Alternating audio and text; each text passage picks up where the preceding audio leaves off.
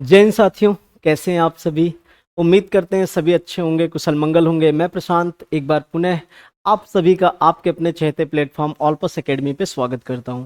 दोस्तों, आप सभी का परीक्षा नज़दीक है, परीक्षा आप सबकी कल ही है और अच्छे से आप लोग एग्ज़ाम देने के लिए एकदम तत्पर हैं। अपने अपने गंतव्य स्थान तक पहुंच भी गए होंगे, है ना, जहां पे आपका एग्ज़ाम है। थोड़ी सी दूरी आपकी सेंटर की बहुत ज़्यादा थी, ठीक है, लेकिन फिर भी मैं उम्मीद करता हूँ सभी सकुशल अपने एग्ज़ाम सेंटर पे पहुंच चुके होंगे।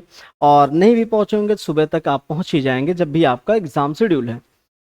दोस्तों, आज मैं कुछ बात करने आपसे आया हूँ। आप सबको मैंने पढ़ाया इतने दिनों का, आप सबका मेरा और आपका साथ था। आप बल्कि जहाँ जहाँ भी पढ़ रहे होंगे सब जगह पे आपको बेस्ट विशेष मिल चुके होंगे। मेरी तरफ से भी आपको ढेरों शुभकामनाएं, अग्रिम शुभकामनाएं कि आप पेपर में अच्छा करें, अच्छा बने, अच्छा बेहतर करें। लेकिन कभी कभी ऐसा रहता है बच्चा पेपर हमारा ये ऐसा समझ लो कि नौकरी, हम ठीक है नौकरी के लिए पढ़ रहे हैं, हम अपने घर परिवार अपने सब कुछ दांव पे लगा के पढ़ रहे हैं, सारी उम्मीदें आपसे हैं, लेकिन आप कोई गलत कदम नहीं उठाएंगे पेपर के बाद में। कभी कभी ऐसा रहता है, कई सारे केसेस मिलते हैं, प्रयागराज में बहुत बार भी देखने को मिला।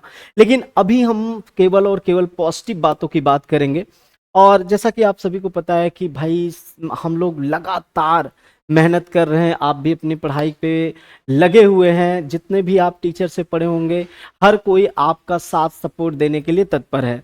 और कभी कभी ऐसा भी रहता है कि पेपर हमारा लाख पढ़ने के बाद भी थोड़ा सा गड़बड़ होने के कगार पे हो जाता है। तो पॉजिटिव थिंकिंग हमेशा रखनी है, क्योंकि सपने वो नहीं होते जो सोते वक्त देखे जाते हैं या सोते वक्त आते हैं, बल्कि सपने वो होते हैं जो आपको सोने नहीं देते हैं। रात दिन एक करके आप क्या करते हैं, तैयारी करते हैं। और आपको भी पता है कि आज की हमारी मेहनत कल की सफलता तय करती है। जो हम लोग पढ़ाई करते हैं उसी के अकॉर्डिंग हमको फल मिलता है। हम लोग जितना प्रैक्टिस, जितना सारी चीज़ें करते हैं, सब कुछ उसी के अकॉर्डिंग रहता है। लेकिन इतना दिमाग में रख लीजिए, सक्सेस उन्हीं को मिलती है जो आखिरी सांस तक लड़ते हैं, जो अपने इस ताब को बचा के रखते हैं और पूरी तरीके से अपनी ईमानदारी से फोकस रहते हैं अपने जो है लक्ष्य के प्रति। कभी कभी ऐसा भी देखते होंगे, जैसे कहा जाता है इंग्लिश में ना कि नो पेन नो गेन। मतलब पढ़ाई में भी यही रूल आपको लगाना है। आज जो पढ़ेगा निश्चित रूप से कल ही मतलब आगे चल के वही आगे बढ़ेगा। और सबको ये बात पता होगा कि टॉपर्स का असली सीक्रेट यही होता है कि वो हमारे पास में जो तैयारी करते हैं वो बिल्कुल एकदम कंसिस्टेंसी के साथ में तैयारी करते हैं। वैसे ही आपको भी कॉन्फिडेंस लेके अपने अंदर चलना है, डर को खत्म करना है, कॉन्फिडेंस को एकदम लेवल पे ले आना है और आपको परीक्षा में पॉजिटिव होते हुए एग्जाम में बैठना है। क्योंकि बच्चा इतना दिमाग में रखो कि प्रश्न हमारे पास में जो भी नजर आएंगे, नो डाउट नए प्रश्न होंगे, कुछ प्रीवियस ईयर के प्रश्न होंगे। हमें उन प्रश्नों को ध्यान से पढ़ना होगा, कैसे सॉल्व करना है। आज हम कुछ बातों को ध्यान में रखेंगे। आगे चल के हमें किन और बातों पे ध्यान रखना है उस पे भी आज मैं बात करने वाला हूँ। क्योंकि आप अभी तो जा रहे हैं एग्जाम देने, बैठेंगे एग्जाम में कई सारे क्वेश्चन ऐसे आएंगे जो आपका दिमाग चकरा देंगे। कुछ ऐसे भी क्वेश्चन आएंगे जिनको आप ऐसे देखते ही उड़ा देंगे, ठीक है। इन सबके बीच में आपके कुछ मॉडरेट लेवल पे क्वेश्चंस आएंगे, जिनका देखा जाए तो ना ही बहुत टफ है ना ही बहुत आसान है, कुछ इस लेवल पे रहेंगे। आपको ध्यान देना है कैसे एग्जाम में बैठना है। कुछ चीज़ों पे आज मैं आपसे बात करने वाला हूं, आज उन फोकस पे करते हैं।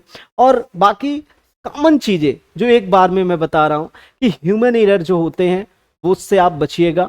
कुछ जो एकदम आसान क्वेश्चन होते हैं जो गलत हो जाते हैं उनको जरूर सही करने का प्रयास करिएगा, क्योंकि टफ क्वेश्चन एग्जाम में सही हो जाते हैं और आसान क्वेश्चन पता चलता है आने के बाद हमारे गलत हो गए। ऐसी चीज़ों से आप बचिएगा। आज मैं कुछ चीज़ें आपसे शेयर करने वाला हूं। आज आइए देखते हैं। सबसे बड़ी समस्या हमारे पास ये होती है कि हम सर भूल जाते हैं। पढ़ते तो बहुत हैं लेकिन हम भूल जाते हैं। आखिर कैसे याद किया जाए, कैसे पढ़ा जाए कि हम वो चीज़ ज़्यादा टाइम तक याद रखें। तो हम वही आज टॉपिक लेके आए हैं कि आखिर कैसे पढ़ें कि कभी ना भूलें। पहला ये चीज़। दूसरा टर्म हम लोगों को ये देखना है कि आजकल जो पेपर सेट होते हैं ना, पेपर ज़्यादातर एआई बेस्ड होते हैं। प्रीवियस में हम लोगों ने देखा पेपर में, एआई बेस्ड पेपर में क्या कैसे था। तो एआई का कुछ अपना फंडा होता है। ज्यादातर वो ऑप्शन को गिने चुने ऑप्शन पे रखने का प्रयास करता है। जैसा कि प्रीवियस 10 से 12 पेपर आपने देखा होगा, उसमें कुछ ना कुछ आपको क्लू मिला होगा।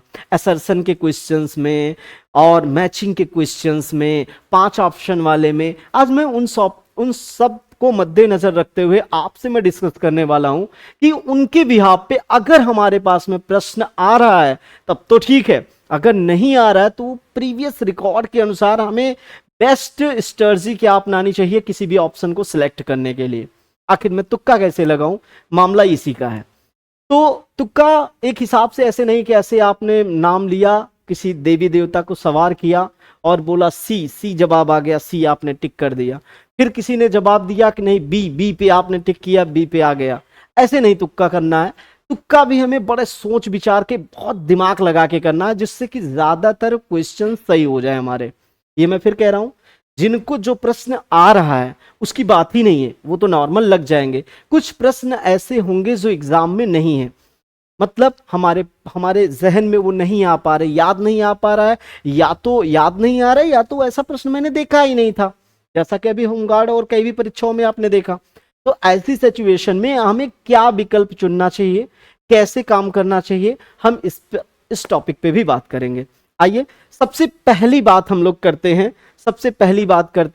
कि पढ़ाई और रिवीजन का जो मास्टर प्लान है वो कैसे हम लोग करें, पहले ही प्रयास में सफलता कैसे प्राप्त करें। ये बड़ा जरूरी होता है, क्योंकि आप लोग परीक्षा तो दे रहे हैं, लगातार परीक्षाएं दे रहे हैं। आप यूपी SSC जेई, आगे चल के लेखपाल, ये सब आगे वैकेंसियां आपकी हैं तो आप देंगे ही देंगे। लेकिन जिनका कल की डेट में अर्थात यूपी SSC जेई का पेपर है, आखिर उन सबको पहले प्रयास अपने आप को समझे, चाहे पहला समझे चाहे लास्ट समझे, बस इतनी सी बात है कि आप अपने आप को एकदम कंसंट्रेट करें कि भाई यही हमारा परीक्षा है और इसी में जो होना है होना है। अर्थात मैं सीधा सीधा कह दूं, अपने आप को पूरी तरीके से झोंक के एग्जाम में आना है। जितना आपने हम लोगों का दोहन किया है, हमसे सीखा है, उसको सारा स्ट्रेटजी लगा देना यूपी SSC जेई के पेपर पे। क्या चीजें हैं थोड़ा सा ध्यान दें। छोटे बदलाव है ना, वो शानदार परिणाम देते हैं, ये ध्यान रखिएगा। मतलब छोटे छोटे बदलाव हमारे लिए बहुत ही बेहतर होते हैं। जैसे भूलने की बीमारी, अगर देखा जाए भूलने की बीमारी जो वैज्ञानिक और 100% इसका वैदिक उपाय है, अर्थात हम अगर चीजों को सही सिस्टमैटिक ढंग से करें, नो डाउट एक दिन में तो नहीं लेकिन कुछ टाइम में ये चीजें सही हो सकती हैं। जो टॉपर्स होते हैं उनका क्या सीक्रेट होता है, कैसे आखिर क्या स्ट्रेटजी होती है जिसकी वजह से वो ज्यादा सफल होते हैं आपसे, क्योंकि आपकी परीक्षा है इसलिए मैं आपसे ये बात कर रहा हूं। क्योंकि हमारे पास में कभी कभी ऐसा रहता है कि हम रटने का प्रयास करते हैं, पैसिव रीडिंग करते हैं, जबकि पैसिव रीडिंग करने से हमारा एक्टिव दिमाग तो काम नहीं करता है, हम रटने का प्रयास करते हैं और वहां हम गड़बड़ हो जाते हैं। तो वही चीज मैं कह रहा हूं, पैसिव रीडिंग के बजाय हम एक्टिव रिकॉल की तरफ कैसे हम लोग कदम बढ़ाएं, उस पे आज मैं बात करने वाला हूं। साथ ही साथ में अगर फर्स्ट अटेम्प्ट आपका है या इसी को मैं लास्ट अटेम्प्ट समझ लूं कि हाँ ठीक है भाई, इसी में पूरा पूरा कॉन्फिडेंस लगा लेना है, तो किसी भी परीक्षा को क्रैक करने का क्या रोड मैप होगा, कैसे हम लोगों को काम करना है, हम इन टॉपिक पे भी आज बात करेंगे। अर्थात आप लास्ट तक जरूर वीडियो को देखना, नो डाउट कई सारी चीजें आपकी सॉर्ट आउट होंगी। आप जीवन भर से पढ़ते हुए चले आ रहे हैं, मैं ठीक है, मैं मानता हूं आपकी अपनी स्ट्रेटजी बेस्ट है, ठीक है, लेकिन एक बार अगर आप सफलता नहीं पा रहे हैं तो थोड़ी सी मेरी भी स्ट्रेटजी आप अपने तक ले आए, अगर लगे अच्छा है तो उसको अप्लाई करिएगा, ठीक है। आखिर देखते हैं कि क्या चीजें हैं, आइए देखते हैं। पहला, आज हम क्या सीखेंगे, हम लोग थोड़ा थोड़ा एक एक टर्म पे मैं बात कर लूं। पहला, कि हम समस्या की जड़ क्या है, कि हम मेहनत के बाद भी क्यों भूल जाते हैं। आखिर हम मेहनत तो पूरा कर रहे हैं, 100% दे रहे हैं, लाइब्रेरी जा रहे हैं, घर पे पढ़ रहे हैं, ट्यूशंस लगा रखे हैं, कोचिंग, इतना इंजीनियरिंग जब तक पढ़ा तब तक पढ़ा, सब कुछ तैयार किया, आखिर वही सब्जेक्ट वही सब कुछ है, वही सवाल है, वही इतिहास, वही कंप्यूटर, सब कुछ, फिर भी नहीं हो पा रहा है। क्या रीजन होगा, उस पर बात करेंगे। विनर माइंडसेट फर्स्ट अटेम्प्ट में 100% कैसे उनकी सफलता मिलती है, उसकी भी बात करेंगे। शॉर्ट टर्म ट्रिक, जो नींद हम लोगों को आने लगती है परीक्षा में, या फिर हम कह सकते हैं पढ़ाई के समय हमें नींद आने लगती है। आखिर ये इसको हम लोग 10 मिनट में कैसे, 10 मिनट रूल के कैसे समाप्त करेंगे इस चीजों को, इस पे बात करेंगे। लॉन्ग टर्म स्ट्रेटजी हम लोग अपनाएंगे कि भाई स्प्लिट रिपीटेशन करके हम लोग कैसे रिवीजन करेंगे। SSRRR1 का हम रूल लगाएंगे, कैसे ये क्या होता है इस पे भी हम लोग बात करेंगे।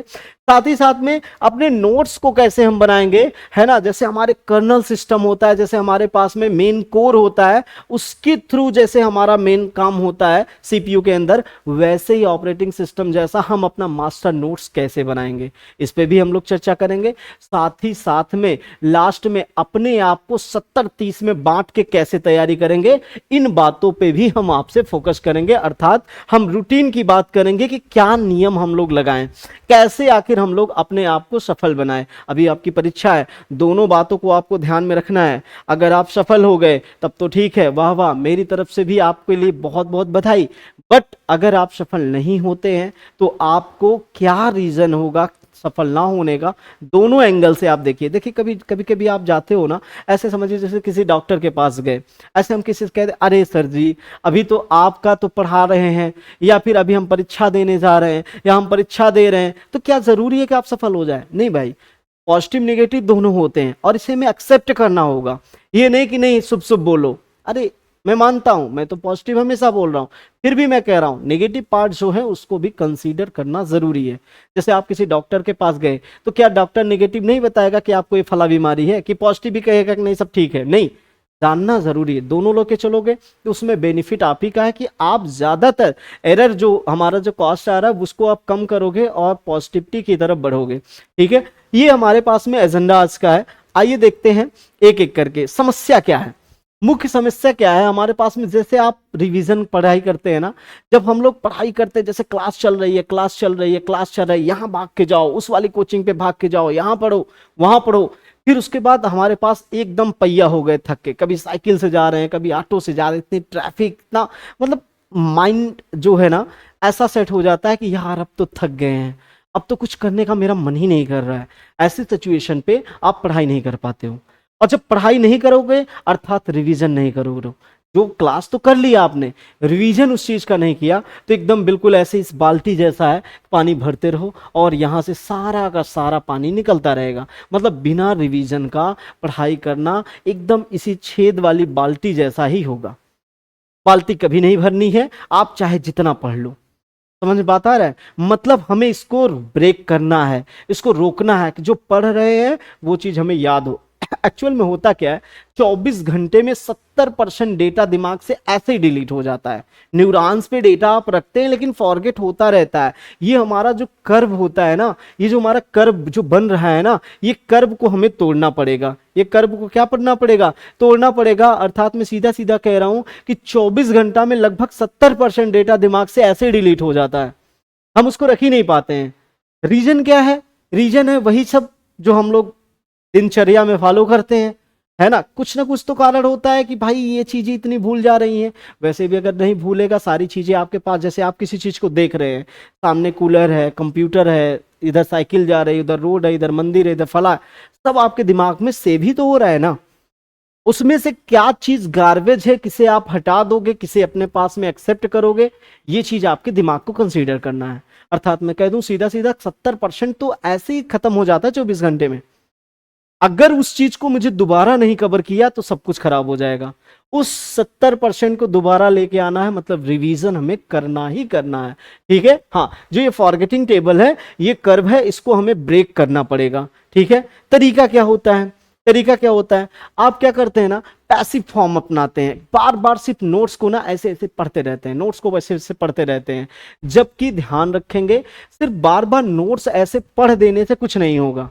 ठीक है, हाँ, आपको अगर हम सही अगर देखें, अगर एक्टिव तरीका बताएं तो इस कर्व को, फॉरगेटिंग कर्व को हम आसानी से तोड़ सकते हैं। जो 70% हमारे पास में डेटा चला जा रहा है, उस डेटा को हम पुनः प्राप्त कर सकते हैं। अर्थात हम सीधा का सीधा कह रहे हैं कि वो चीजें हम याद कर सकते हैं, हमारे दिमाग में, जहन में हमेशा के लिए वो बच सकता है। लेकिन कैसे बचेगा, आइए हम लोग इस पे भी बात करते हैं।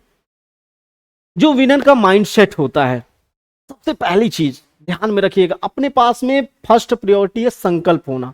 दृढ़ संकल्प हमारे पास में अगर रहेगा तो ही हम विजय की तरफ चल सकते हैं। पहले जमाने में देखिए, जब हम लोग, हमारे योद्धा जाते थे युद्ध करने, सेना सामने पता चल रहा है अथाह है, करोड़ों की संख्या में, हजारों की संख्या में, लाखों की संख्या में, इधर पता चला 50 सैनिक है, ऐसे ही मनोबल टूट जाता। लेकिन ये सब क्या करते थे? फाइट करने जाते थे। फाइट किस हिसाब से करते थे? फाइट इस हिसाब से करते थे कि निपटा के दिए, मतलब ऐसा डर पैदा कर देते थे कि मैं अगर थोड़ा और होता ना तो तुम्हें खत्म कर सकता था। और वास्तव में देखा जाए कई विजय इस तरीके से हमारे पास में देखने को भी मिली। तो हमें क्या करना है? हमें मान के चलना, जैसे हम जेई की परीक्षा दे रहे हैं तो हमें जेई के लिए एकदम तत्पर रहना कि यार जेई है तो है, दूसरा कोई विकल्प नहीं है। साइड भी मुझे नहीं प्रयास में रखना है। साइड भी जब भी हम लोग करते हैं, अरे यार ये नहीं तो ये, सब कहते हैं ना प्लान बी। प्लान बी जैसे आप रखते हो वैसे ही हमारा जो लक्ष्य है वो कमजोर हो जाता है। हमें कभी भी इस तरीके से काम नहीं करना चाहिए। हमें एकदम माइंडसेट करना चाहिए, गोल मेरा यही है तो यही है। जैसे मैं दूसरी कॉल भी रख देता हूं ना, उतना 100% मैं दे ही नहीं पाता हूं मेन गोल को। ये चीज का हमें होना चाहिए। अर्थात हमें ये सोचना पड़ेगा कि आपका पहला और आखिरी यही प्रयास है। दृढ़ संकल्प होना है कि इसी में सिलेक्शन लेना चाहे जैसे। और हमारे पास जो प्रोसेस है उस पर भी हमें फोकस करना है कि आखिर रिजल्ट की चिंता छोड़कर हम डेली रूटीन को भी मजबूत करें। हम रिजल्ट पे रोज रोज फोकस करें, यार पता नहीं होगा, पता नहीं। अरे यार भाई, पहले थ्योरी तो पढ़ो, कॉन्सेप्ट तो तैयार करो। सीधा कूद गए हैं कि हम प्रैक्टिस सेट करेंगे, कैसे करोगे? आ ही नहीं रहा है। मोटिवेशन कहां गया? सब खत्म, यार बन ही नहीं रहा। भाई थ्योरी पढ़ना पड़ेगा, तैयार करना पड़ेगा, तब ये चीजें होंगी। डिस्ट्रैक्शन, आप सभी को पता है डिस्ट्रैक्शन से हमें बचना पड़ेगा, क्योंकि सोशल मीडिया है। सोशल मीडिया पे हम दिन भर उलझे रहते हैं। 1 मिनट देखने के चक्कर में 2 मिनट, 10 मिनट, 20 मिनट, ऐसे करके 2-2, 3-3 घंटे डेली बर्बाद जा रहे हैं। बेवजह हम किसी का कंपैरिजन करते हैं, इनका उनका, इनका फलाने ढिमका, कुछ नहीं। यही सब आपके दुश्मन है सफलता के। आपको जब तक आप सफल नहीं है तब तक आपके अंदर 1% ना ईगो आना है, ना ही अपने आप को डिस्ट्रैक्ट करना है। आप सीधा सिंपल फोकस, जैसे रहता है ना, जब शादी विवाह में घोड़ा या घोड़ी पे जो बैठ के जाते हैं ना, ऐसे सामने लगा रहता है। भाई तुम्हें सामने फोकस करना, इधर बगल में बाजा बज रहा है तुम मत देखो। उसको निर्धारित किया जाता है और वो वही करता है, एकदम फर्स्ट क्लास।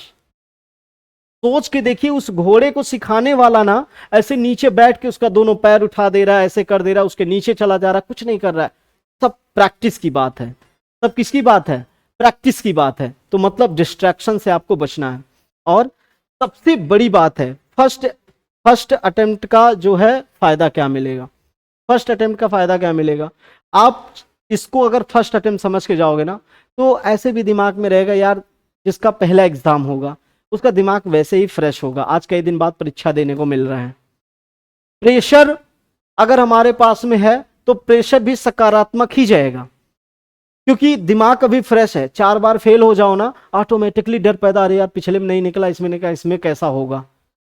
समझ में बात आ रहा है? अगर कम अटेम्प्ट है तो ये और अच्छी बात है, आपके लिए एक्सपीरियंस होने की जरूरत नहीं है इसमें 4 बार मैं फेल हूं।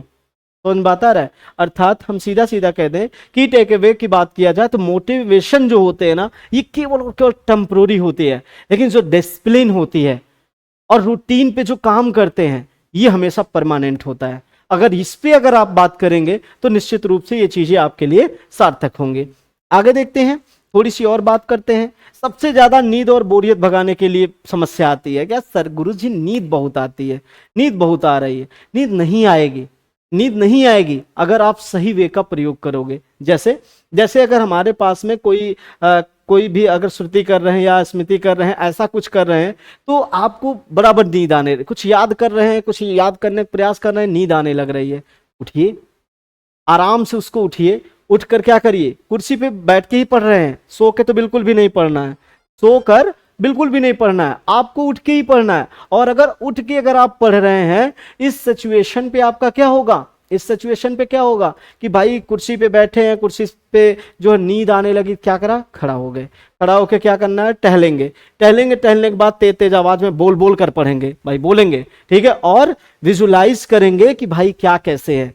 ध्यान से सुनिएगा, बोर नहीं होना है, वही मैं समझाने का प्रयास कर रहा हूं। पेपर आपका है, मैं आपका समझ रहे कि आप थंबनेल देख के आए, तुक्का कैसे मारे, ठीक है, आप देखना, मैं बताऊंगा भी, लेकिन जो चीज फैक्ट है वो चीज आप दिमाग में बैठाओ।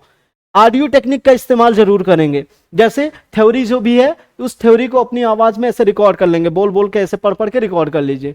रिकॉर्ड करने के बाद क्या करेंगे, एग्जाम जब आने वाला होगा या वैसे भी है बराबर उसको सुनते रहे, जैसे गाना सुनते हैं वैसे उसको बराबर सुनते रहे। जब सुनेंगे ना अपनी आवाज में रहेगा ना, ज्यादातर चीजें मतलब कह सकता हूं ना कि लगभग 50% तो ऐसे याद हो जाएगा आपको। दूसरों को पढ़ाएं। दूसरों को पढ़ाने का मतलब कोई दूसरा अगर दोस्त है तो आपस में समझाने का प्रयास करें। अगर ग्रुप में तैयारी कर रहे हैं तो बहुत अच्छी बात है। टॉपिक डेली निर्धारित करें और फटाफट उस टॉपिक पे आए। जैसे डेली एक टॉपिक निर्धारित कर ले, 4 लोग बैठे 10 मिनट 20 मिनट का सेशन रखें, आराम से उस चीज को आप एक दूसरे से पूछ के वो टॉपिक कंप्लीट करें। और कुछ नहीं मिल रहा है, कोई दोस्त नहीं मिल रहा है, शीशा लें बड़ा सा 100 150 200 रुपए का खरीदे शीशा, और शीशा के सामने आके खुद को उस टॉपिक ले, ठीक है टॉपिक को बंद किया, उसके बाद उसको बोलने का अपने सामने प्रयास करिए। जिस हिसाब से हम लोग इंग्लिश स्पोकन में सिखाते हैं कि अगर किसी को रिप्रेजेंट करना है तो पहले अपने आप पे ही उसको अप्लाई करते हैं, वैसे ही आपको तैयारी करना है। निश्चित रूप से इन तरीकों से आपको फायदा होगा, दिमाग तुरंत एक्टिव मोड में आएगा और नींद जो है आपकी भाग जाएगी, जो नींद ऊद है वो सब चली जाएगी अगर उठ के बैठ के बात करते हैं। रूल क्या है, 10 मिनट का रूल क्या होता है, आज इस पे हम लोग बात करते हैं।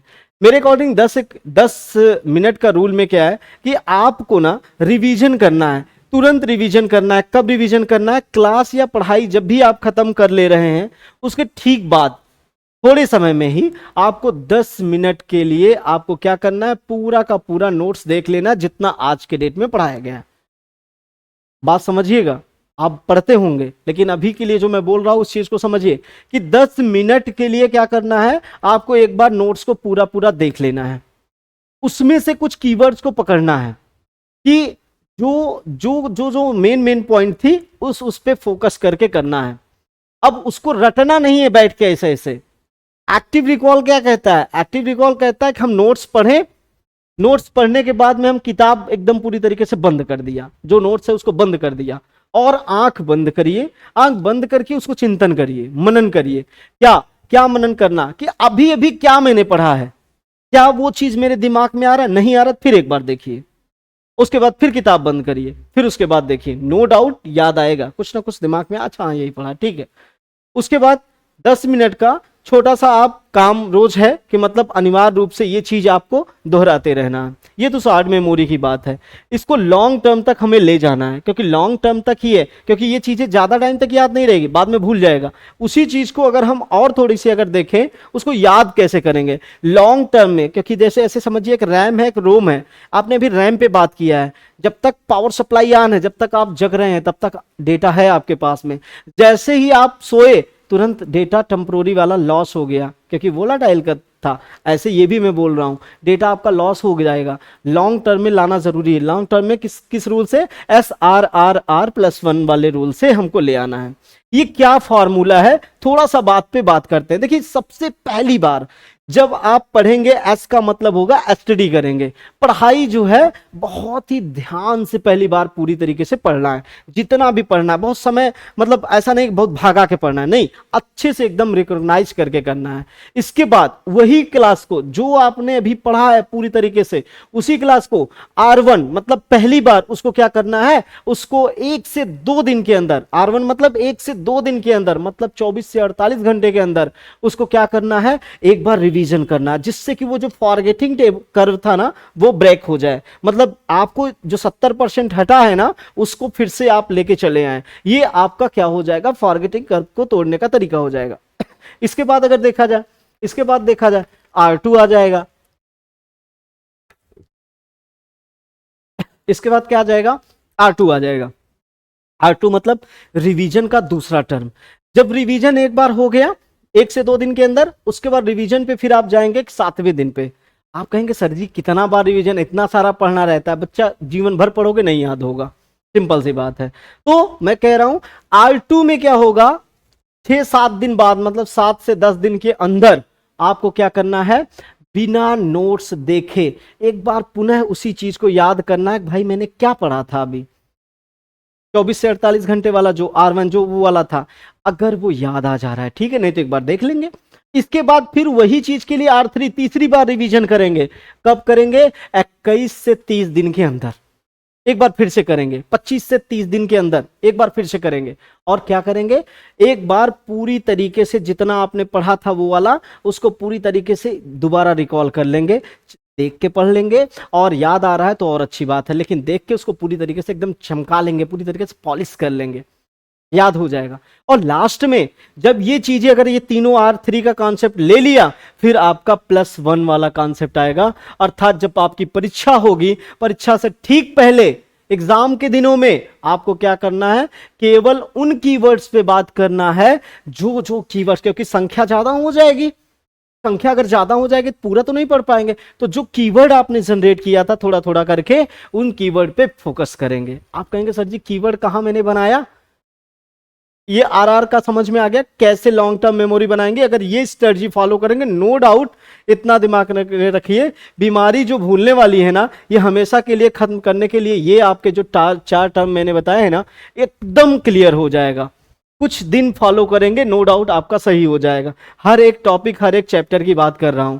समस्या क्या है, हम लोग पैसिव रीडिंग करते हैं। पैसिव रीडिंग का क्या है, मतलब किताब खोले, नोट्स को बार बार ऐसे पढ़ते रहते। ऐसे कुछ नहीं होगा, ऐसे नहीं होगा। आपको थोड़ा सा पढ़ने के बाद किताब बंद करके दिमाग से जवाब निकालना पड़ेगा, एक्टिव मोड पे ले आना पड़ेगा। सही तरीका यही होता है, ये सही तरीका नहीं है पैसिव मोड वाला। आपको फोकस करना, या जैसे आप करते हैं ना, सिर्फ शब्दों पर देखते रहते हैं, अच्छा ये फला शब्द इंपॉर्टेंट, नहीं, ऐसा नहीं होगा। खुद को टेस्ट करना है बार बार, और सोचने पे मजबूर करना है कि यार क्या पढ़ा था। कम पढ़िए लेकिन ये चीज रिकॉल करिए। और हाँ, मेहनत ना बिल्कुल आसान लगता है यार, बिल्कुल असरदार नहीं लेकिन है। आप बिल्कुल ऐसे ऐसे पढ़ लेते हैं, वो असरदार नहीं होगा। लेकिन इस पे अगर एक्टिव पे किताब बंद करके करते हैं, नो डाउट दिमाग पे जोर पड़ेगा और 100% ये असरदार होगा।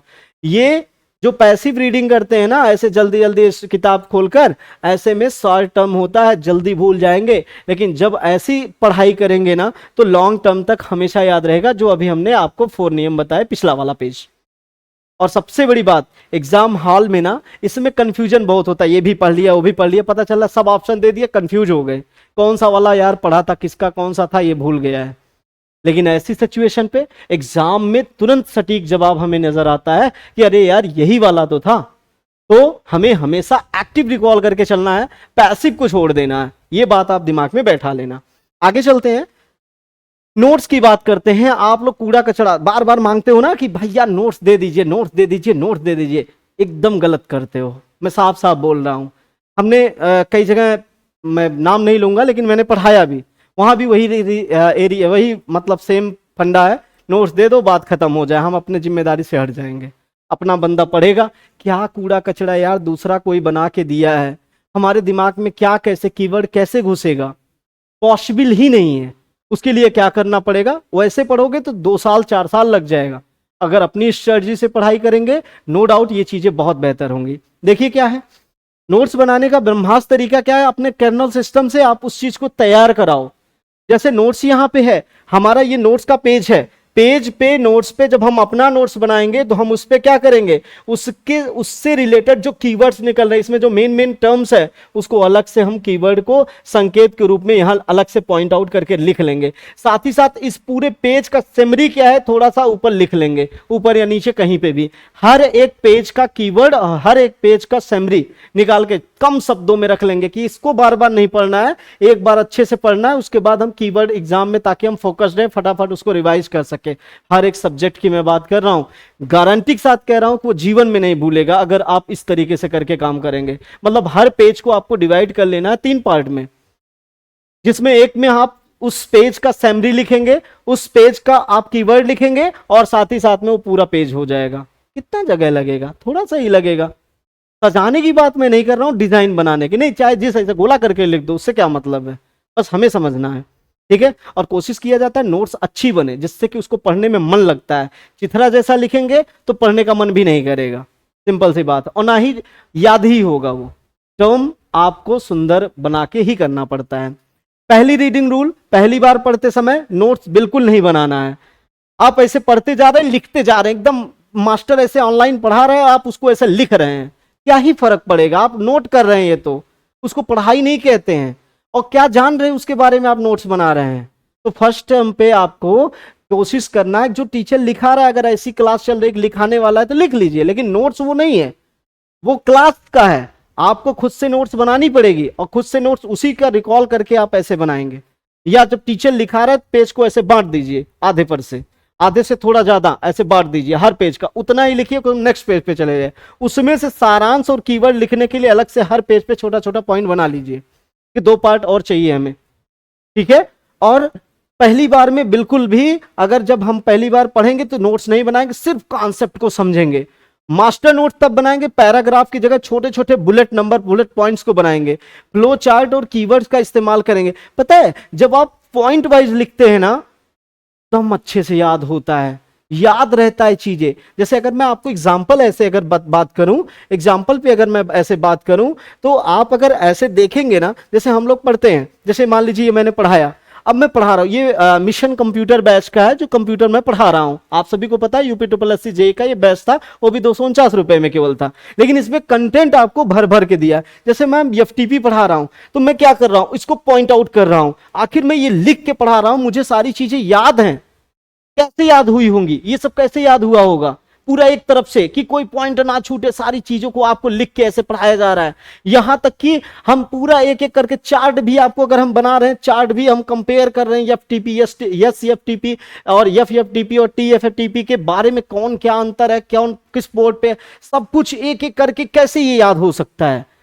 आप पॉइंट आउट करके इस रूल को फॉलो करेंगे तो ये चीजें हो पाएंगे और बराबर हो जाएंगे। आपने देखा होगा कि पूरा का पूरा जितना भी था सब कॉन्सेप्चुअल मैंने लिख के पढ़ाया है, और मैं ही नहीं, बहुत सारे टीचर ऐसे हैं जो लिख के आपको पढ़ा रहे हैं।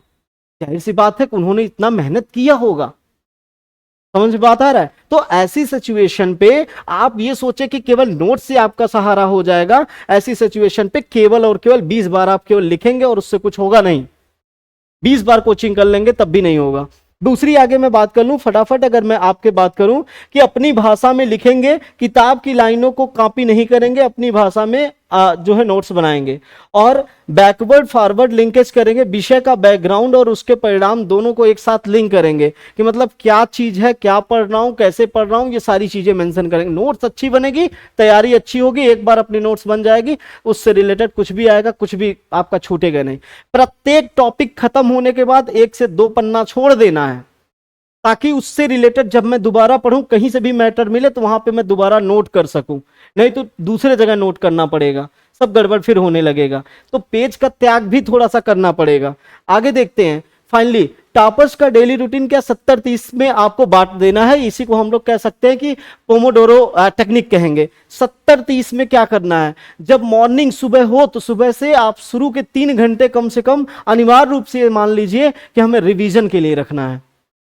रिवीजन का मतलब है 30%, मतलब हम 3 घंटे की बात कर रहे हैं कि हमें डेली 100% में से 30% समय केवल और केवल किसके लिए, रिवीजन के लिए रखना है, बस नया नहीं पढ़ना है, ठीक है। और अगर देखा जाए पोमोडोरो टेक्निक की बात है, 25-30 मिनट पूरा फोकस रहेगा कि 5 से 10 मिनट का ब्रेक लें, 25-30 मिनट पढ़े 5 से 10 मिनट का ब्रेक लें, 25-30 मिनट पढ़े 5 से 10 मिनट का ब्रेक लें।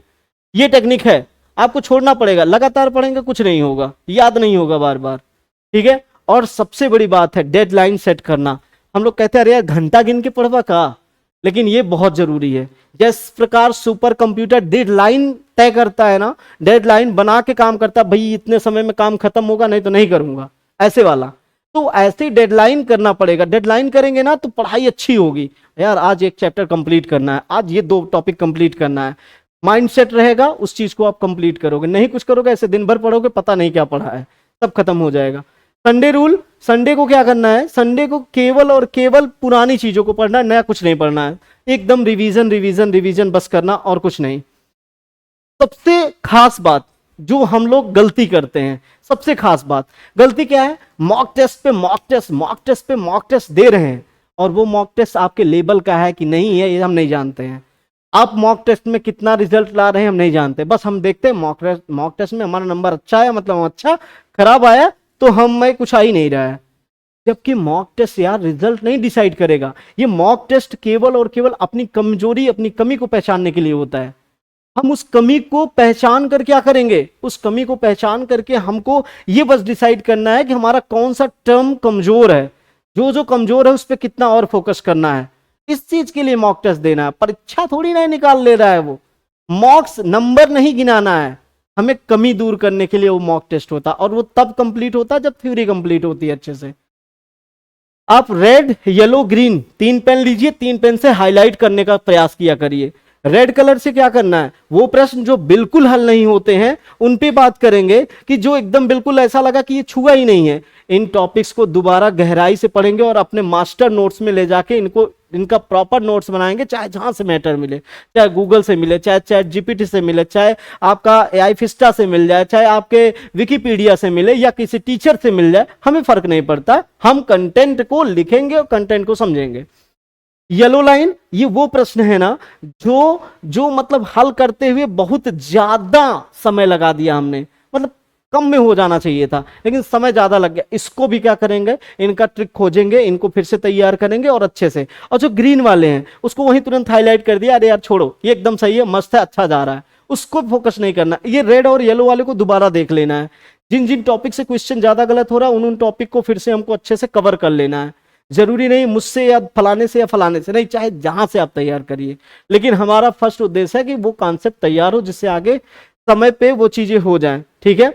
और यहां पे आप ध्यान रखेंगे, जब पूरी किताब की जगह पे ना सिर्फ रेड येलो पे ही टॉपिक पे बाद में फोकस करना पड़ेगा। जब ये हो जाएगा तो ऑटोमेटिकली ये भी हमारे ग्रीन में बदलना शुरू हो जाएगा और एक समय आएगा सब ग्रीन हो जाएगा। सबसे ज्यादा दिक्कत क्या होती है, एग्जाम में स्ट्रेस मैनेजमेंट नहीं होता है। यार सो नहीं पा रहा हूं दिन रात, यार कितना प्रेशर है, वो चीज हैंडल नहीं हो पा रहा है। और प्रेशर हैंडल करने के लिए आप ध्यान रखें कि जितना शांत मन होगा उतना ही बेहतर रिजल्ट होगा। आप जितना अच्छे से शांत मन से पेपर देंगे ना, उतना ही सही क्वेश्चन करने के चांसेस ज्यादा हो जाते हैं। मतलब शांत मन आपको बना के रखना, ये नहीं पेपर में पहुंचे और पता चला हमारा सिग्नेचर दूसरे जगह बैठा दिया, आप उससे झगड़ कर बैठे, पेपर आपका खराब हो जाएगा। शांति से चुपचाप जाएंगे, क्लासरूम में बैठेंगे आराम से, जो कहेगा हमारा इन्विजिलेटर आप जाएंगे बैठ के उससे काम करवाएंगे। कह रहा यहां बैठो, यहां सिग्नेचर करो, कर दीजिए आराम से। कह रहा भैया एकदम सा, हाँ ठीक है, पानी नहीं पीना, ठीक है बैठे रहो, पानी ला के देंगे तब पी। मतलब अपने आप को उलझाना नहीं है पेपर में, ये ध्यान रखना है। रिलैक्सेशन टेक्निक, रोजाना 10 से 15 मिनट अगर डीप ब्रीदिंग हो सके, ध्यान योग करना बहुत जरूरी है। इससे लाभ मुझे लगता था नहीं मिलता, लेकिन मैं ट्राई करता हूं, मुझे मिल रहा है। मतलब आप भी ट्राई करेंगे मिलेगा। कुछ नहीं करना, शांति चुपचाप बैठ जाना। मैं ये नहीं करो ऐसे करके ओम करिए, नहीं, बस शांति से बिना कुछ सोचे 10 से 15 मिनट एकदम शांत मन से ऐसे चुपचाप बैठिए। खास तौर पे अगर सुबह बैठिए तो और अच्छी बात है। शांत मन से एकदम एकाग्रचित, अपने आप को ये सोचिए कि यहाँ केंद्रित करना, चुपचाप बैठना, कुछ नहीं सोचना है। कुछ दिन तक नहीं ऐसा हो पाएगा, आपको लगेगा यार मैं सोच रहा हूं लेकिन फलाने फलाने दिमाग में आ रहा है, नहीं, ये एक समय बाद एकदम शांत हो जाएगा। 8-10 दिन प्रैक्टिस करेंगे हो जाएगा। इससे आपका जो है ध्यान बढ़ेगा, किसी चीज पे कंसंट्रेंसी बढ़ेगी, ठीक है। हेल्दी डाइट करेंगे और नींद से ध्यान में रखेंगे। अगर 5-7 घंटा सोने का मौका मिल रहा हो तो सोएंगे, क्योंकि नींद अगर नहीं पूरी रहती है तो भी हमारा दिमाग जो है कमजोर होने लगता है, नहीं पढ़ पाते हैं। गहरी नींद लेंगे, ये नहीं कि यार कब पढ़ेंगे, नहीं, पढ़ी के क्या करेंगे दिन रात जब याद ही नहीं हो रहा है, ठीक है। दूसरी बात, सकारात्मक माहौल करेंगे, नेगेटिव लोगों और चर्चाओं से दूर रहेंगे। आज अभी आप जब पेपर देने जाओगे 20 लोग 50 लोगों की बात करेंगे, लग रहा है पॉजिटिव है तो रुकिए, नहीं तो किनारे चुपचाप जाके खड़े रहिएगा वहीं पे, ठीक है। सकारात्मक लोगों के साथ रहना है और सबसे ज्यादा खुद पर विश्वास रखना है। आत्म कॉन्फिडेंस झलकना चाहिए खुद का। अगर सेल्फ कॉन्फिडेंस नहीं होगा ना तो अपने पास में दिक्कत होगी। अपनी तैयारी पर एकदम भरोसा रखिएगा कि आपने जो पढ़ा है बेस्ट पढ़ा है, ठीक है। साल भर का मेहनत है, आप जरूर उसमें सफल होंगे, ये एकदम पॉजिटिविटी के साथ में।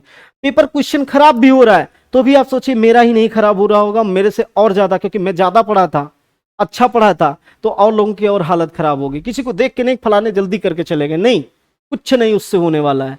अगर आपके लिए टफ है दूसरे के लिए भी टफ होगा, आप उसमें बेहतर करने का प्रयास करिएगा, ठीक है। दूसरे से तुलना नहीं करना है, मैं फिर कह रहा हूं, ये चीज ध्यान रखना है। सबसे खास बात, अगर आपका स्ट्रांग जो कड़ी मेहनत है, अगर आपका दिमाग शांत है, शांत मन से और कड़ी मेहनत से अगर प्रयास करेंगे ना, 100% सफलता मिलेगी। और ये मैं गारंटी लिख के दे रहा हूं, आप सेलेक्ट होके आओगे। परीक्षा आपकी है, नो डाउट आप अच्छा करके आओगे, ठीक है। आगे चलते हैं। स्मार्ट स्टडी टूल्स में है कि भाई एटॉमिक हैबिट रहना चाहिए कि पढ़ाई जो भी आप कर रहे हैं हमेशा कोशिश करिए ना, किताब उताब वहीं डेस्क पे रखे रहा करिए, माता पिता या किसी का फोटो लगा के वहीं रखे रहा करिए, जिससे आपको प्रेरणा मिले। अगर आप हनुमान जी को मान रहे तो हनुमान जी को, ईसा मसीह को मान रहे ईसा मसीह को, माता पिता को मान रहे तो उनका सामने जरूर ऑब्जर्वर के तौर पे रखा करिए, बार बार ध्यान जाएगा। घर भर टूटा उटा पड़ा हो ना तो उसका फोटो बनवा के ऐसे आगे मेज पे रख दीजिए, लगे कि हमारा ये टारगेट है यार, मेरा सब कुछ इसी पे तो डिपेंड है, पढ़ाई पे। ऑटोमेटिकली वो चीजें पॉजिटिविटी जन्म लेगी और आप बेहतर करोगे।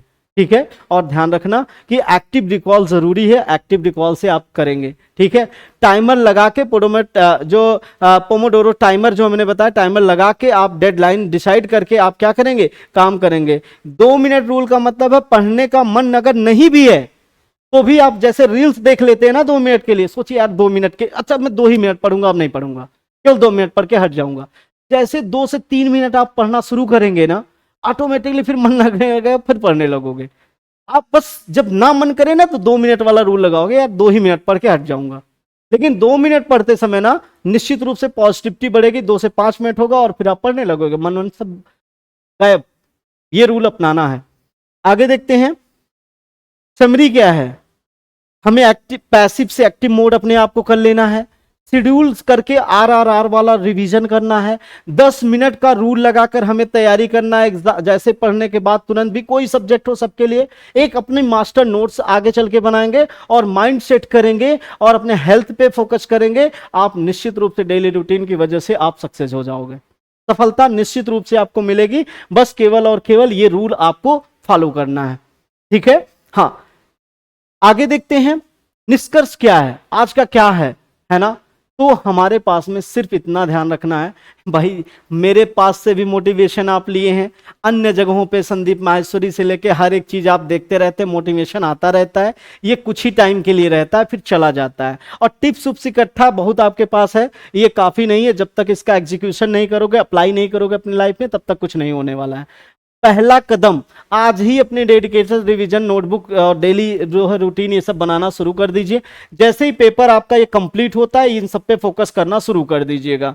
भले आगामी कोई परीक्षा ना हो तो भी तैयार करिएगा अच्छे से। ठीक है, ये चीजें जरूरी होती हैं। आगे देखते हैं, खुद से वादा करें कि हम अपना पूरा समय 30% डेली रिवीजन के लिए देंगे, 70% समय हम अपने पास में जो है नया पढ़ने के लिए देंगे। ठीक है, और हाँ पहले प्रयास में आप सफल होगे या इस प्रयास में आप सफल हो जाओगे, बस आप केवल और केवल आत्म जो सेल्फ कॉन्फिडेंस है वो चीज आप झलका के रखो, है ना। सबको पता है कि परफेक्शन में नहीं, कंसिस्टेंसी में क्या है, सफलता का असली राज छुपा हुआ है, ये सबको पता है। और ये चीज जब आप करोगे ऑटोमेटिकली आपका दिमाग सही रहेगा और सारी चीजें बेहतर जाएंगी। ठीक है, और इसी के साथ में मैं आपको अपनी तरफ से बेस्ट विशेष देता हूं कि आप बेहतर करके आओगे, बेस्ट रिजल्ट आपका आएगा। यूपीएससी जेईई एग्जाम में जितने भी परीक्षा में सम्मिलित हो रहे हैं उन सभी प्यारे बच्चों को मेरी तरफ से ढेरों शुभकामनाएं, अग्रिम शुभकामनाएं। आप अच्छे से जाओ, अच्छे से मेहनत से पूरा का पूरा ध्यान लगा के एग्जाम में अपने अटेम्प्ट करो। और सबसे खास बात जो ध्यान देना है हम लोगों को, पहला मैंने कहा ह्यूमन एरर से बचना। जो आसान क्वेश्चन होगा उसको ज्यादा बार पढ़ना, 2 से 3 बार पढ़ के तब जवाब देना। जो टफ क्वेश्चन है उसके लिए चल जाएगा, लेकिन आसान क्वेश्चन को जरूर ध्यान देना। हर एक सब्जेक्ट की मैं बात कर रहा हूं। इसके अलावा अगर देखा जाए, जो अपना ये कंसंट्रेशन है वो बना के रखना, किसी से उलझना मत पेपर में, ट्रैफिक में, ऑटो में, कहीं पे भी उलझने की जरूरत नहीं है। माफी मांग के निकल लेना अगर कुछ आपके साथ ऐसा होता है। तीसरी सबसे बड़ी बात है कि एग्जाम में टाइम मैनेजमेंट पे जरूर फोकस करिएगा कि टाइम मैनेजमेंट हो जाए। ऐसा ना हो कि टाइम मैनेजमेंट ना हो पाए कि सर जी मेरा फलाने क्वेश्चन छूट गया, पता चला लास्ट में सब आसान वाला था। कोशिश करिएगा पेपर जितना हो सके एक बार में फटाफट पढ़ते जाइएगा। जैसे जैसे मान लीजिए कि आपका ये पेपर है, पहला से लेके मान लीजिए 100 क्वेश्चन ऐसे अगर हो, तो ऐसे समझ लिए एक बार में आप पहले ही 1 से लेकर 100 तक फटाफट पहला, दूसरा, 9वां, 12वां ऐसे ऐसे करते चले जा रहे हैं, 100 तक पहुंच गए। अब इसमें हुआ क्या, एक्चुअल में क्या हुआ, एक पहला ऐसा आ गया जो कि 100% जान रहे हैं आप, जिसमें आप जान रहे हैं कि 100% वो क्वेश्चन आपका सही है, उसको छोड़ दीजिए। लेकिन जो जो क्वेश्चन, जैसे चौथा क्वेश्चन पे हमें लगा यार चौथा क्वेश्चन हमें नहीं आ रहा है, लेकिन वो चौथा क्वेश्चन किस टाइप का है? अब दो टाइप हो सकता है, या तो टफ होगा या तो इजी होगा। अगर वो टफ है उसको ऐसे इंडिकेट कर लीजिए, जैसे मान लीजिए हमने मान लीजिए पांचवा क्वेश्चन एक पेज पे वहीं पे बना लेंगे, है ना, एडमिट कार्ड या फिर जैसे जहां पे भी बनाना है ऐसे टी करके हमने लिख लिया। जैसे हमने कहा कि यार चौथा क्वेश्चन हमें दो टाइप से हो सकता है, या तो ये आ रहा था यार 50-50% का कुछ ऐसा डाउट है, या तो बिल्कुल नहीं आ रहा है। तो कम से कम जो बिल्कुल नहीं आ रहा है उसको टफ टफ करके हमने मान लीजिए चौथे पे लिख लिया कि चौथा इसमें है। मान लीजिए यहाँ 10वां क्वेश्चन ऐसा था जो आसान था लेकिन समझ में नहीं आ रहा था ये वाला सही कि ये वाला, उसको पहले हम इस पे ई पे रख लिया, इजी वाले पे, है ना, इजी वाले पे रख लिया कि ठीक है इसको छोड़ दिया है। और छोड़ने के बाद इसमें हमारे पास में क्या आ गया, हमने कह लिया कि भाई ये मान लीजिए 10वां क्वेश्चन है। ऐसे करके हम क्वेश्चन को छांटते बढ़ाते जाएंगे। मान लीजिए 16वां क्वेश्चन है, 19वां क्वेश्चन है, 24वां क्वेश्चन है, ऐसे ये टफ वाले हमारे पास आ गए। और वैसे ही हमारे पास में इजी, जिसमें हमें देखना था, एक बार टच करना था 100 तक, जल्दी जल्दी 100 टच कर दिया, फिर आते हैं यहाँ पे। मान लेते हैं कि 15वां क्वेश्चन ऐसा था, मान लीजिए कि 23वां क्वेश्चन ऐसा था, 89 नंबर क्वेश्चन ऐसा था। अब जब एक बार जीरो से लेके यहाँ तक आ गए ना, तो जो समय लगा, टाइम जो लगा। अब इसके बाद दूसरा काम है, ये तो पहली बार में आपका फर्स्ट वाला काम था।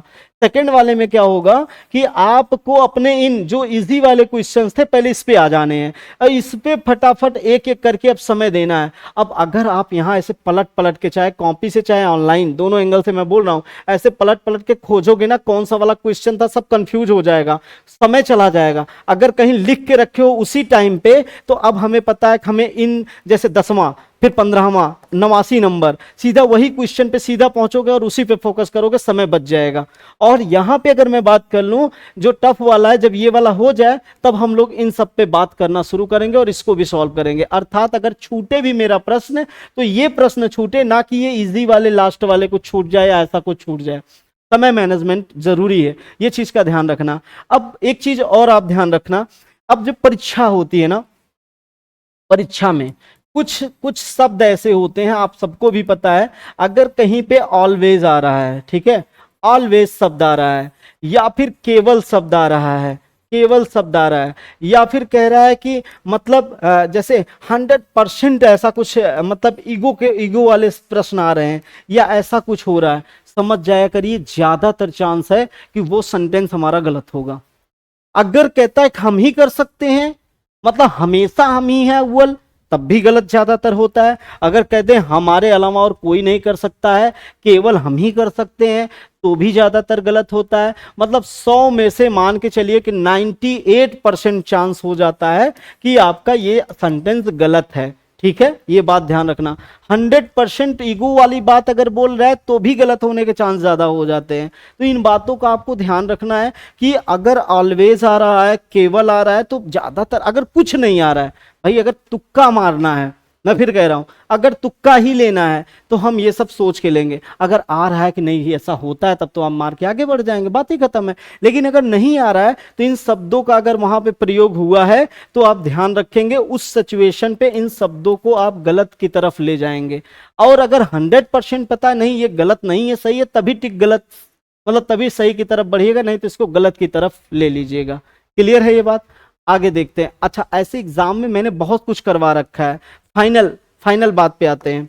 आजकल पेपर भी एआई की तरफ बन रहा है, एआई की तरफ बन रहा है। अब एआई में हो क्या रहा है एक्चुअल में, एआई में जैसे अगर हम क्वेश्चन बनाते हैं, जैसे हमने कहा कि ये ए है, ये बी है, ये सी है, ये डी है, और यहाँ 1 है, यहाँ 2 है, यहाँ 3 है, यहाँ 4 है, ऐसे में अब इसमें अगर मैचिंग हो रहा है ना तो कोशिश करता है, जैसे पहला, मतलब पैटर्न 1 की मैं बात कर रहा हूं, पहला आपको क्या करता है, इस वाले को अगर मैं पैटर्न ऐसे में और भी क्रिएट करके रख लूं, ये पहला वाला हो गया, ये दूसरा वाला हो गया, और ये तीसरा वाला हो गया। 3 पैटर्न अगर मैं रख लेता हूं, देखिए सबसे पहला क्या है कि पहले को चौथे से मिला देता है, ठीक है, और चौथे को पहले से मिला देता है। उसके बाद इन दोनों को सामने सामने करने का प्रयास करता है।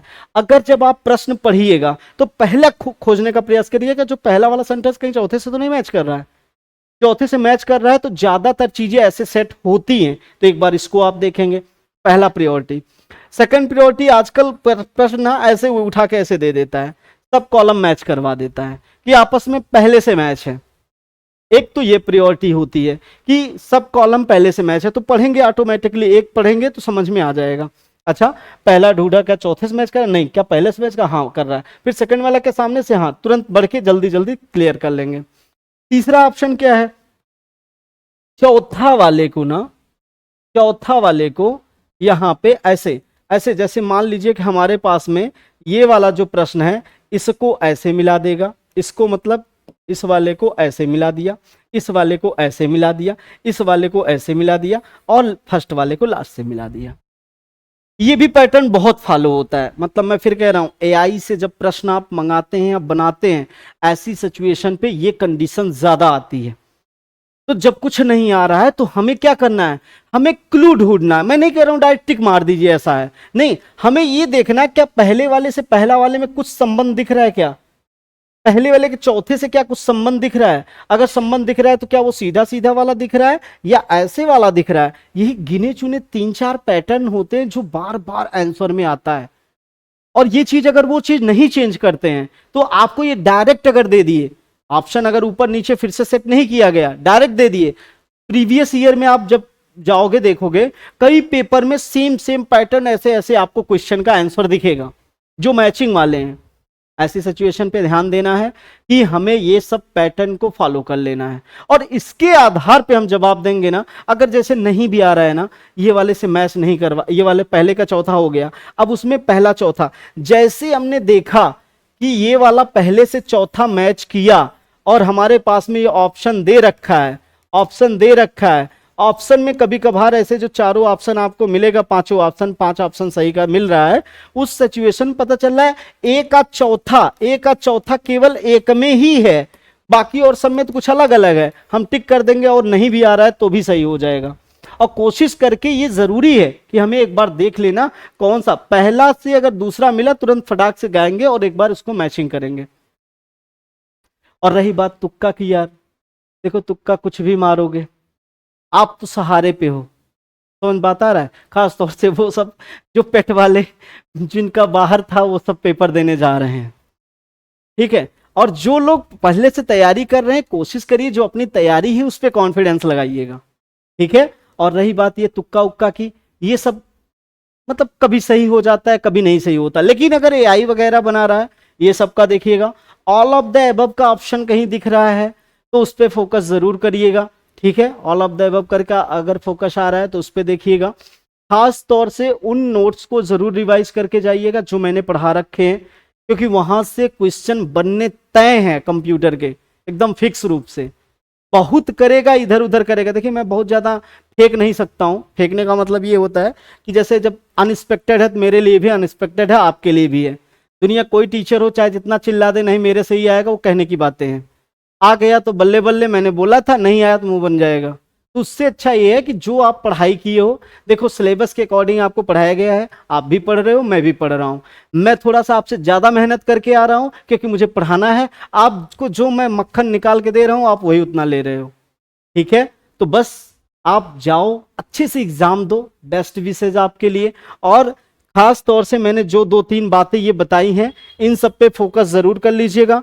टाइम मैनेजमेंट जरूर करिएगा ऐसे बनाकर, और बाकी के लिए मन को शांत रखिएगा, सटीक रखिएगा, और समय का प्रबंधन बहुत जरूरी है। अगर समय बेहतर तरीके से आप बचाएंगे तो क्वेश्चन पे सोचने का मौका मिलेगा।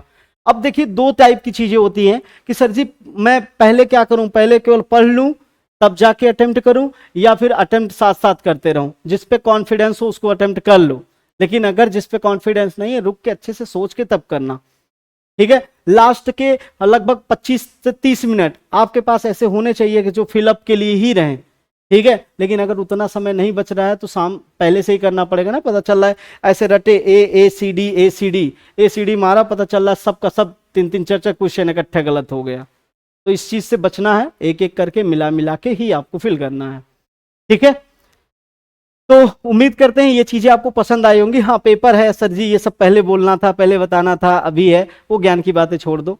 ये मुझे बताना था आपको कि क्योंकि बहुत सारे ऐसे बच्चे हैं जिनका उम्मीद है अपने पेपर से, इतने दिन बाद पेपर हो रहा है। ऐसी सिचुएशन पे उनकी भावनाएं कब आहत हो जाती हैं, कब इधर उधर क्या होता है, मैंने बहुत देखा है प्रयागराज में। और कई सारे कमरे में बंद पड़े हैं ऐसे ऐसे कंडीशन पे, तो मन घूम जाता है। इसलिए बताना जरूरी है कि ये तुम्हारा परीक्षा है, प्रयास किया है आपने, 100% आपने दिया है, रिजल्ट आने का देरी भी रहेगा। क्या पता आप जो करके आओ सब बेहतर जाए, क्या पता बेहतर ना जाए। हर एक सिचुएशन पे आपको अपने आप को पॉजिटिव रखना है। मतलब जीने के लिए अगर देखा जाए, सफलता ठीक है एक आधार हो सकता है कि नौकरी मिल जाएगी तो हमारा जीवन संवर जाएगा, बाकी के लिए ये जीवन का कह सकते हैं एक क्षणिक, एक मतलब कुछ समय का हिस्सा है। एक समय आएगा ये सारी चीजें आप छोड़ दोगे, नई चीजों पे फोकस करोगे। समझ में बात आ रहा है? तो बेस्ट ऑफ लक, सबको अच्छे से जाओ, एग्जाम दो। मेरी तरफ से अगर कोई गलती हुई हो तो माफ करिएगा। मैंने कोशिश किया, पूरी ईमानदारी से आपको पढ़ाने का प्रयास किया, और आप सबका कमेंट में मैं इंतजार भी करूंगा कि आपका क्या प्रतिक्रिया है इस वीडियो के पीछे, और क्या मैंने प्रॉपर सारी चीजें एग्जाम के लिए आपके लिए पढ़ाया। वो बात की बात है, परीक्षा में कितना फंसेगा, क्या कैसे होगा, लेकिन अगर देखा जाए पढ़ाने का हर एक टॉपिक को मैंने टच करने का प्रयास किया, हर एक चीजों को डिटेल में लिख लिख के पढ़ाने का प्रयास किया। हाँ, वो अलग बात है कि पेपर में क्या होगा, लेकिन पॉजिटिविटी मैंने कहा जैसा कि बना के रखना है। तो हम उम्मीद करते हैं प्रश्न पत्र अपने पढ़े हुए क्वेश्चंस आएंगे, सेम टू सेम प्रैक्टिस के क्वेश्चन नहीं भी आए तो कम से कम ऑप्शन मैच करेगा, कुछ तो मैच करेगा। और मैंने कहा 15 में से 13, 15 में से 14 आपके क्लास नोट से आएगा ही आएगा। हम लोग इस पे चर्चा करेंगे, ठीक है? हाँ, नहीं आएगा तो फिर हम लोग मिलेंगे। बात समझ में आ रहा है? मतलब एक हिसाब से एनालिसिस लेके तो हमको आना ही आना है, तो हम देखेंगे क्या कितना कैसे हुआ है। समझ में बात आया? और हाँ, ग्रुप से जरूर जुड़ जाइएगा आप सब, जो भी बच्चे हैं जो बाद में मेरा वीडियो देख रहे हैं, चाहे जिस चीज की तैयारी कर रहे हो, मेरे पास में ग्रुप जो बन रहा है उस ग्रुप में सम्मिलित होकर रहिएगा। उससे जो भी इंफॉर्मेशन एग्जाम से रिलेटेड है, पढ़ाई से रिलेटेड है, जो भी आपके मॉक टेस्ट वगैरह फ्री आप कास्ट होते हैं, वो सबको सम्मिलित आप उसी पे ग्रुप में ही मिलेगा। तो आप उसमें पहले से ही ज्वाइन करके रखें, जिसका कोई चार्ज नहीं रहेगा। नंबर आपके सामने है, आप को ये नंबर मैं लिख देता हूं, 9919303047। आप इस पे संपर्क जरूर कर लीजिएगा, व्हाट्सएप कर दीजिएगा, है ना? और निश्चित रूप से जो मैंने मैराथन क्लास लिया है अभी कल की डेट पे, आप उसको जरूर पढ़ लीजिएगा, ठीक है? बेस्ट विशेष मेरी तरफ से, थैंक यू आप सभी का। जो भी रात्रि शेष है शुभ हो, और नेक्स्ट डे आप जाएं बेहतर करके आए, झंडा गाड़ के आए। जय हिंद।